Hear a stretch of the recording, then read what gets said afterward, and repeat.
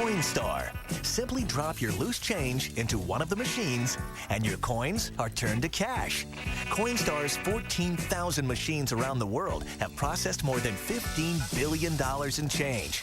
And last year, Coinstar reached $534 million in revenue.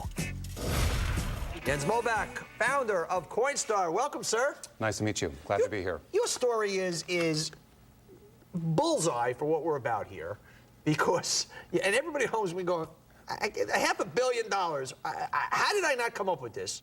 Pick up the story. Well, it actually started when I was in graduate school, and I was in an entrepreneurship class, and the professor was saying, you know, the providers of ideas don't have to be the providers of capital. And I was saying, well, I don't have an idea.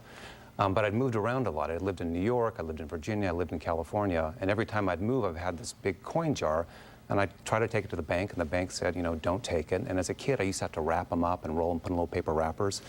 And I realized that I'd pay someone to actually wrap and roll those coins for me. Do you remember? But don't you remember being a kid and going like, wait a second, this is something wrong with this. There's got to almost. Yeah. Didn't a little bubble at that point even go? There's got to be a better way. Yeah, maybe a little bit of that. What actually happened when I was a kid was when I was 11 years old, my dad gave me a job washing flower pots in the family business, and I washed 200,000 flower pots, and he paid me a penny a pot.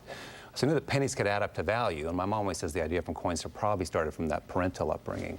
But basically, I had the jar, and I counted it out one day, and I went, wow, there's a lot more money in here than I realized. I thought I had maybe $30 or $40. I had 60 or 70.